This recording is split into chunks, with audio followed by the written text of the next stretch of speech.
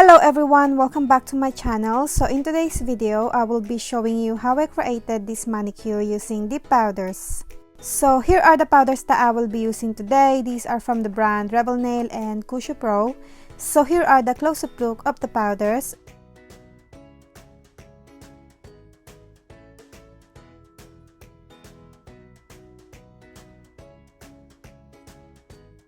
And for the liquids, I will be using my Rebel Nail Pro Base as well as the activator. And for my top coat, I will be using my Blue Sky No Wipe top coat. So to start off, I will be applying my nail dehydrator on all of my nails. This will just remove the natural oil on my nails. Next, I move on to my Pro Base and I apply a thin layer of this on my nail and then immediately dip my nail into the powder and then top off the excess. So I will be applying the Cusio Pro on my ring, pinky, and thumb. And as always, I will be applying 3 coats of this shade.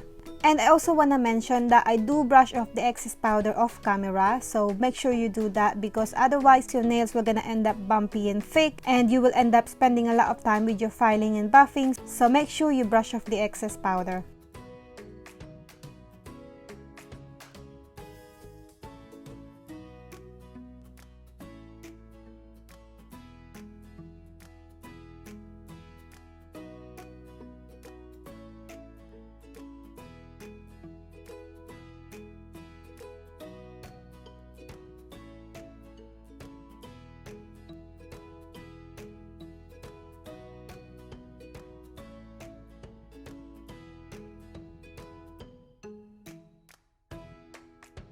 So once I'm finished with my Cusio Pro powder, I brush off the excess powder and then I move on to the next shade, which is from Rebel Nail. So again, I apply a thin layer of my Pro Base and then instead of dipping my nail, I just lay my nail on top of the powder because this is better technique if you have a powder that has a lot of chunky glitters. So then using my other finger, I gently press my nail just to flatten up the chunky bits. And then I brush up the excess powder and move on to my other finger. So I will be applying this shade on my pointy and middle nail. And I will be applying 2 coats of this shade on my nails.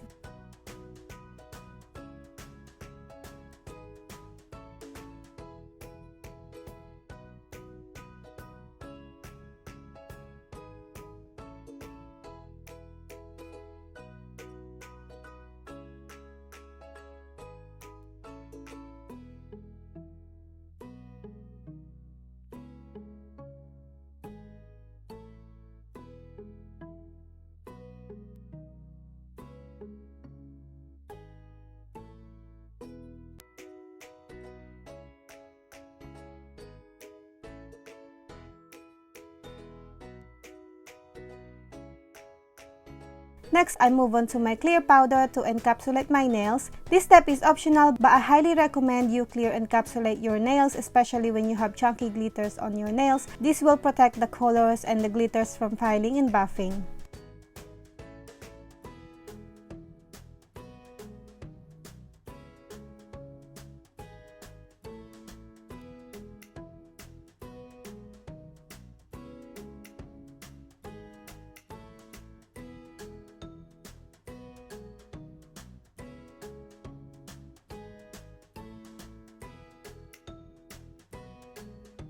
So then once I'm finished with clear, I brush off all the excess powder and then I move on to the activator and I apply a generous amount of the activator on all of my nails. This will harden up the powder and make it ready for filing. After a few minutes, I file and buff off camera and then I brush off all the dust and clean my nails with alcohol spray.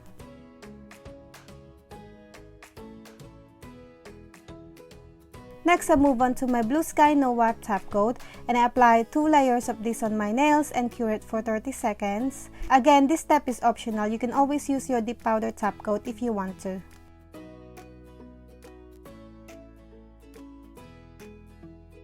So once my nails are cured, I apply cuticle oil and we are done. That's it guys for today. Thank you so much for watching. I hope you enjoyed this video, and if you did, give this video a thumbs up and don't forget to subscribe if you haven't already, and I will see you on my next one.